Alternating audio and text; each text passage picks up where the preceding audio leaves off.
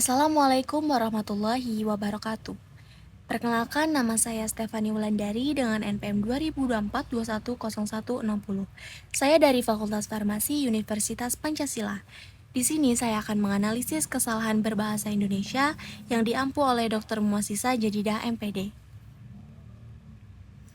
Untuk sumber data skripsi yang pertama ditulis oleh Agustianto Lukman dari Prodi S1 Farmasi Universitas Islam Negeri Alauddin Makassar dengan judul skripsi Uji Aktivitas Antibakteri Ekstrak Daun Kemangi Osinum sanctum L terhadap bakteri patogen dengan metode KLT bioautografi.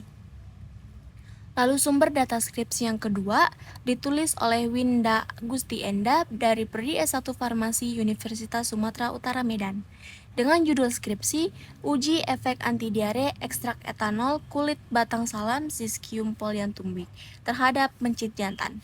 Untuk data kesalahan penulis yang pertama, yaitu saya menganalisis kata imbuhan di dan me.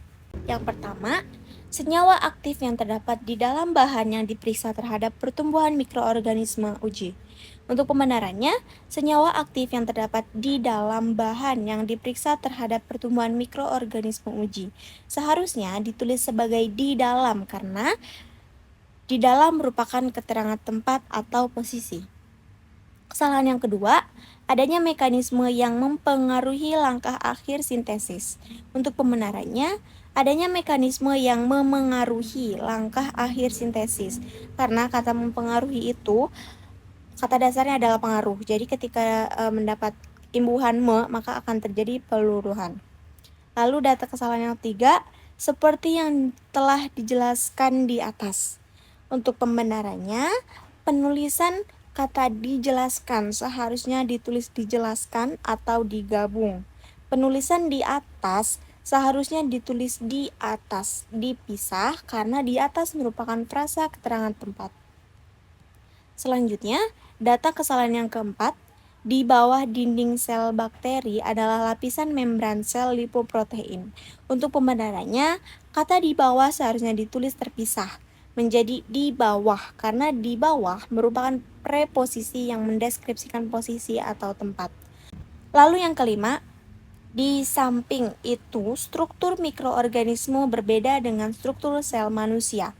Untuk pembenarannya, di samping itu seharusnya ditulis sebagai di samping itu karena di samping sebagai keterangan tempat atau tambahan, jadi harus dipisah. Lalu data kesalahan penulis yang kedua ada kalimat tidak efektif menjadi kalimat efektif. Untuk kalimat tidak efektif yang pertama, mencemplungkan jaringan daun segar atau bunga bila perlu dipotong-potong ke dalam etanol mendidih adalah suatu cara yang baik untuk mencapai tujuan itu. Diubah menjadi kalimat efektifnya, yaitu memasukkan jaringan daun segar atau bunga yang telah dipotong ke dalam larutan etanol mendidih merupakan cara yang efektif untuk mencapai tujuan tersebut. Lalu yang kedua, soklet adalah ekstraksi menggunakan pelarut yang selalu baru yang umumnya dilakukan dengan alat khusus. Diubah menjadi kalimat efektif, soklet adalah metode ekstraksi dengan pelarut baru yang dilakukan menggunakan alat khusus. Kalimat efektif yang ketiga, sebaiknya dilakukan penelitian mengenai isolasi komponen kimia dan atau elusidasi struktur senyawa yang memberikan aktivitas antibakteri. Kalimat efektifnya, sebaiknya dilakukan penelitian tentang isolasi komponen kimia dan elusidasi struktur senyawa yang memiliki aktivitas antibakteri. Lalu yang ketiga ada paragraf. Tumbuhan salam merupakan salah satu tumbuhan yang telah lama dikenal oleh masyarakat Indonesia.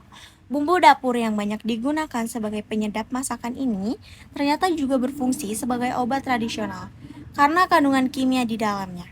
Salam mengandung senyawa kimia antara lain minyak atsiri, tanin, dan flavonoid. Anggota keluarga Myrtaceae ini mempunyai sifat rasa kelat, wangi, dan astringent. Pengalaman nenek moyang yang diwariskan secara turun-temurun serta diperkuat dengan bukti-bukti ilmiah membuktikan bahwa daun salam mampu menurunkan kadar gula darah yang jauh di atas normal. Selain itu, daun salam juga efektif menurunkan tekanan darah dan kadar kolesterol darah, mengobati sakit mah, katarak, gatal-gatal, kudis, dan eksim. Penelitian yang dilakukan oleh Beni dan Retno Dewi secara terpisah memperkuat bukti kehebatan daun salam. Keduanya menyimpulkan bahwa ekstrak daun salam berkhasiat dalam menghambat pertumbuhan bakteri-bakteri penyebab penyakit, seperti bakteri Escherichia coli, Vibrio cholera, dan Salmonella sp. Berkat daya antibakteri ini, daun salam dapat mengatasi serangan diare. Tidak hanya daun, sari dari kulit batang atau kulit pohon dan buah salam juga bisa digunakan sebagai obat anti diare. Berdasarkan uraian di atas, maka penulis melakukan penelitian uji efek anti diare ekstrak etanol kulit batang salam pada mencit jantan yang dibuat diare dengan oleum ricini. Dalam pemanfaatan tumbuhan sebagai obat, kebenaran bahan baku penting untuk menjamin manfaat dan keamanan pengobatan.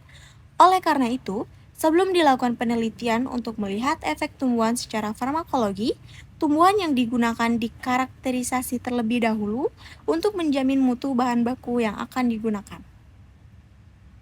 Lalu di sini ada analisis dari paragraf di atas. Yang pertama ada kalimat topik. Kalimat topiknya ialah manfaat dan khasiat daun salam atau Zygium polyanthum sebagai obat tradisional serta penelitian efek anti diare ekstrak etanol kulit batang salam pada mencit. Lalu ada ide pengontrolnya. Dalam pemanfaatan tumbuhan sebagai obat, kebenaran bahan baku penting untuk menjamin manfaat dan keamanan pengobatan. Oleh karena itu, sebelum dilakukan penelitian untuk melihat efek tumbuhan secara farmakologi, tumbuhan yang digunakan dikarakterisasi terlebih dahulu untuk menjamin mutu bahan baku yang akan digunakan. Lalu ada kesatuannya, berdasarkan uraian di atas, maka penulis melakukan penelitian uji efek anti diare ekstrak etanol kulit batang salam atau Zygium polyanthum pada mencit jantan yang dibuat diare dengan oleum ricini. Lalu ada koherensinya.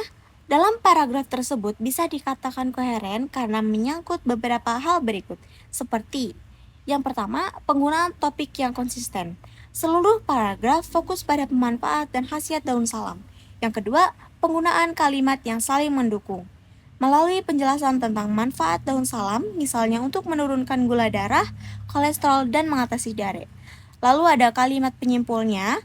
Berdasarkan uraian di atas, maka penulis melakukan penelitian uji efek anti diare ekstrak etanol kulit batang salam atau Zygium polyanthum pada mencit jantan yang dibuat diare oleh oleum ricini.